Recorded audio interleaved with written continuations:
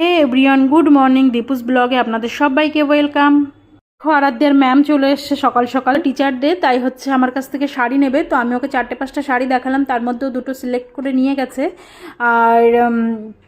আর শাড়িগুলো দেখাচ্ছিলাম, তো আমার ব্লাউজ কি ওর হয় সেটাই দেখছিল যে ভাবি কোন ব্লাউজটা পরবো। আমি বলছি আমার ব্লাউজ তো তোমার হবে না, বলছে টাইট করে নেবো। আমি বলছি ঠিক আছে, তাহলে যে কোনো একটা নিয়ে যাও, তোমার যেটা ভালো লাগে। তো এসে দেখাচ্ছিলাম, 4-5টা শাড়ি বের করে দিয়েছি, তার মধ্যে তো দুটো পছন্দ করে নিয়ে গেছে। ওই যে চলে যাচ্ছে আরাধ্যার ম্যাম। আর এইদিকে আমার মেয়ে নতুন জামা পরে স্কুলে যাবে, সেই আনন্দ দেখো। যেহেতু ওর শরীর খারাপ, কদিন ধরেই জ্বর হয়েছে, 1 সপ্তাহের বেশি হয়ে গেছে, তো আমি স্কুলে যেতে দিইনি, তাই জন্য আবার একটু নেচে নিচ্ছে, নতুন জামা পরেছে। আর এই যে একটু রেগে গেছে, রেগে মেগে নিয়ে কী যেন করছে ওখানটায়। আর আমি এই যে জামা কাপড়গুলো এখন উঠিয়ে রাখছি, যে শাড়িগুলো ওদেরকে দেখিয়েছিলাম সেই শাড়িগুলো এখন যার যার জায়গায় তুলে রাখছি।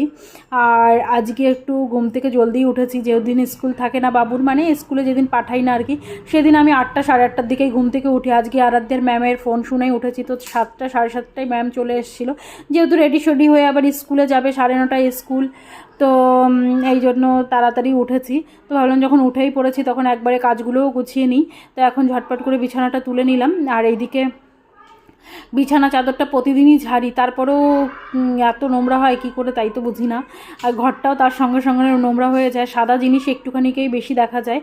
যদিও বিছানা চাদরটা বেশি দিন হয়নি, 2-3 দিন হয়েছে আমি পেতেছি। তো আমি সপ্তাহে 2বার করেই পাল্টি দিই, অত প্রতিদিন কে পাল্টাবে, আমি একাই তো থাকি। তো যাই হোক, এইদিকে দেখো ঘরটা ঝাড় দিতে গেলে আমার চুল শুধু বাঁধে ঝাড়ুর মাথায়। আমার আর আমার মেয়ের দুজনের মাথা থেকেই চুল ওঠে, কী জানি বুঝছি না এত কেন চুল ওঠে। আর যদিও আমার চুলটা কোমর পর্যন্ত ছিল, কিন্তু আমি চুলটা কেটে ছোট করে ফেলেছি। শুনেছি চুল কেটে ফেললে ছোট হয়ে গেলে নাকি চুল ওঠে না, কিন্তু এটা সম্পূর্ণ ভুল ধারণা। আমি তো চুল কেটে একদম ছোট করে ফেলেছি, তারপরেও তো আমার যেখানে সেখানে চুল, খেতে যাব চুল, মানে বসবো চুল, সব জায়গায় শুধু আমার চুলই চুল পরে, মাথা থেকে বুঝি না। আর যদিও আমি চুল সকালবেলা চুল বেঁধেছিলাম, কিন্তু আমি একটু এখন মাথায় একটু হেয়ার প্যাক লাগিয়েছি, এই জন্য হচ্ছে চুলটা ছেড়ে দিয়েছি। আর এইদিকে সিঁড়িটাও ঝাড় দিয়ে নিচ্ছি। আর সিঁড়িটা ঝাড় দেওয়ার সময় মনে হচ্ছিল আমি পোকার মতো নামছিলাম, পরে এডিট করার সময় দেখতে পাচ্ছিলাম। তো যাই হোক, এইদিকে ছাদে দেখো কতটা শ্যাদলা বটে গেছে। কালকে যেহেতু সারাদিন বৃষ্টি হয়েছে, এই জন্য ছাদটার নোংরা নেই, পরিষ্কারই আছে। তো একটু ছাদটা ঝাড়ু দিয়ে দিচ্ছি, যেহেতু এই শুকিয়ে শুকিয়ে কালো নোংরাগুলো না যখন বৃষ্টি হয় তখন হচ্ছে মানে একটা স্যাঁতস্যাঁতে ব্যাপার হয়ে যায়, স্লিপ হয় প্রচণ্ড। তো একটু ঝাড় দিয়ে দিচ্ছি। আর এই যে মুখের কাছে যে মানে রাস্তাটায় বেশি হয়, তো ওই রাস্তাটা একটু ঝাড় দেবো বলে একেবারে পুরো ছাদটাই ঝাড়ু দিয়ে দিলাম। তো দেখো এইখানে কতটা শ্যাদলা মতন জমে আছে। আর এই যে এইগুলোই না ভীষণ স্লিপ করে, আর পড়ে যাওয়ার ভয় আমার আর আমার মেয়েরই বেশি, তাই জন্য নিজে থেকেই পরিষ্কার করে দিচ্ছি। কে কবে পরিষ্কার করবে তার নেই ঠিক, আমিই করে দিই। তো যাই হোক, পরিষ্কার করে নিলাম। আর যদিও যাচ্ছিল না, যতটা সম্ভব ততটা তো করেছি। পরে আর একদিন শুকনো হয়ে গেলে ছাদটা, তখন আর একবার ঝাড়ু দিয়ে দেবো, ঠিক হয়ে যাবে। তো চলো, এখন ঝাড়ু দেওয়া হয়ে গেছে, হাত পা দিয়ে চলে এসেছি নিচে। আর এই যে ফ্রিজ থেকে মাংস বের করে নিলাম, আর কাল রাতে একটু সুজি করেছিলাম, তো সেটাই বের করে নিয়েছি। আর মাংসটা এখন বরফ হয়ে আছে, তাই একটু ভিজিয়ে রাখবো। আর দুপুরবেলা আজকে এটাই রান্না হবে। দুপুরবেলা ভাত আর মাংস, আর কিছুই করব না, যেহেতু মেয়েটার শরীর খারাপ। প্রথমে কাশি হয়েছিল, সেটা কমে গেছে, তারপরে জ্বর কমে গেছে, এখন মুখে প্রচণ্ড ঘা হয়েছে, কিছু খেতে পারছে না। তাই হচ্ছে ভাবছি মাংস আর ভাতই করব, যেটা খাবে ও।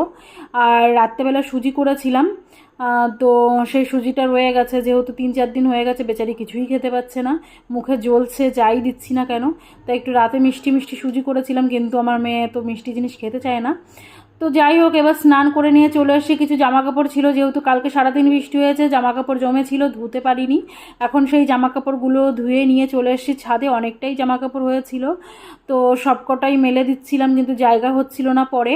তারপরে সেইখান থেকে আবার উল্টে পাল্টে ছাদের দেওয়ালে দিয়ে দিয়েছিলাম মেলে। আর ছোট ছোট বাবুর যে জিনিসপত্রগুলো, জিনিসপত্রকে মানে ছোট ছোট যে জামা কাপড়গুলো, সেইগুলো দিয়েছিলাম দড়িতে, যেহেতু ওইগুলো পড়ে গেলে লোকের ছাদে পড়বে, আবার কে যাবে ওঠাতে।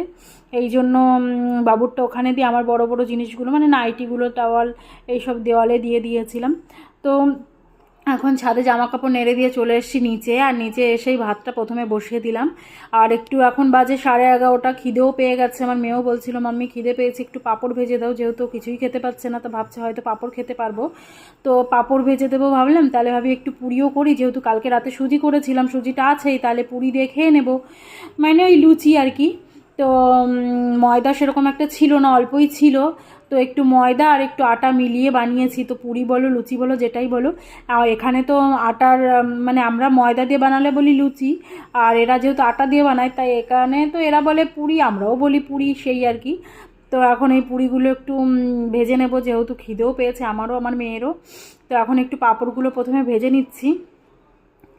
আর পাঁপড়গুলো ভাজতে ভাজতে আমার মেয়ে বলছে মাম্মি জলদি করো জলদি করো, ওর খিদে পেয়ে গেছে, যেহেতু 2-3 দিন খাইনি মুখে ঘায়ের জন্য। এখন মনে হচ্ছে যে একটু পাঁপড় খেতে পারবো, ওর মনে হচ্ছে, মনের ধারণা, কিন্তু সেটাও খেতে পারবে না। আর এই লুচিটা করে নিচ্ছি, ভাবলাম সুজি দিয়ে আমিই খাইয়ে দেবো, যদিও সুজিটা খেতে চায় না, মিষ্টি জিনিস অতটা পছন্দ করে না আমার মেয়ে। মিষ্টি জিনিসের মধ্যে চকলেট দাও, টফি দাও, এইসব খুব ভালো খাবে, কিন্তু ঘরের কোনো ক্ষীর পায়েস এইসব খেতে চায় না আর কি, মিষ্টি জিনিস। তো যাই হোক, এখন দেখো পুরিগুলো বানিয়ে নিয়ে চলে এসেছি। আর আমার মেয়েকে বলছি খা, তা ও তো খাবে না, বলছে না আমি পাঁপড় খাবো, পুরি খাবো না। তা আমি এবার একটু জোর করে খাওয়ানোর চেষ্টা করছিলাম, তো ওই একটাই বাইট নিয়েছে, পরে আর নেয়নি। তো আমি বললাম তাহলে শুকনো পুরি খা, ক্ষীর না খেলে। তা বলছে না আমার মুখে ব্যথা করছে, পাঁপড়টাই কুথে পেতে খেলো। তো যাই হোক, এইদিকে আমার পাশের বাড়ি একটা মেয়ে চলে এসেছিলো, তাই একটু গল্প করে নিচ্ছিলাম। আর এখন ওই প্রায় 3টে মতন বাজে, যেহেতু পুরি খেয়েছিলাম তো সেরকম একটা খিদে পাইনি। আর এই যে 3টের সময় চলে এসেছি মাংস বানাতে, যদিও ভাতটা আমি সকালেই বানিয়েছিলাম, মানে 11:30-12টার দিকে ভাতটা বানিয়েছিলাম পুরির সঙ্গেই। তো এখন মাংসটা বানিয়ে নিচ্ছি, তার জন্য কিছু সবজি ছিল, মানে পেঁয়াজ রসুন আলু সেইগুলোই কেটে নিচ্ছি। আর একটু ঘরে ছিল লেবু, সেই লেবুটা কেটে দিলাম, ভাবলাম আমার মেয়ে হয়তো খাবে বা খেতে পারবে, কিন্তু না, ওর মুখটা জ্বলে যাচ্ছে, দেখো মুখের রিয়াকশান দেখেই বোঝা যাচ্ছে।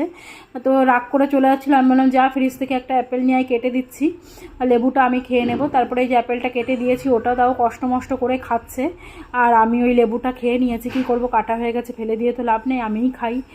তো আমি ওই লেবুটা খেয়ে নিচ্ছিলাম, আর আমার মেয়ে কষ্ট করে খাচ্ছিল, তাই আমি বললাম বাবা আস্তে আস্তে খেয়ে নে, খেতে পারবি, কিছু না খেলে হয়। আর এইদিকে চলে এসেছি রান্না করতে। যদিও আমার চ্যানেলে মাছ মাংস দেখাতে পারবো না, যেহেতু এখানে এসব চলে না, আমরা খাই কিন্তু মানে কেউ জানে না আর কি। তাই লুকিয়ে বলা ভুল, নিজের ঘরে বানাচ্ছি খাচ্ছি, সেটা আবার লুকানোর কী আছে, কিন্তু লোকেকে বলার কি দরকার, তাই সেটা আর দেখাতে পারবো না। তো এই যে চলে এসেছি আমি, 4:30 বাজে, আমার মেয়ে খেয়ে দিয়ে পড়তে গেছে, ওকে খাইয়ে দিয়েছিলাম, আর আমি খেতে বসেছি 4:30-র সময়। আর খাওয়া দাওয়া এই যে করে নিচ্ছি, আর খাওয়ার পরে একটু শুয়েছিলাম আধা ঘন্টা মতন। তারপরে এই যে জামা কাপড় ছিল সাথে, সেখান থেকে নিয়ে এসে এখন একটু ভাঁজ করে রেখে দিচ্ছি। আর এইদিকে আমার মেয়ে দেখো পড়তে বসেছে, এখন পুরো সন্ধ্যা লেগে গেছে, আর পড়তে বসে খালি মোছামুছি এটা সেটা। তো যাই হোক পড়ে নিচ্ছে। আর এই যে আমি হাত পা ধুয়ে চলে এসেছি সন্ধ্যা লাগাবো, যেহেতু সন্ধ্যা হয়ে গেছে, তাই একটু পড়া দেখে নিচ্ছিলাম ম্যাম কোথায় কোথায় পড়া দিয়েছে। তো চলো আজকের মতো টাটা।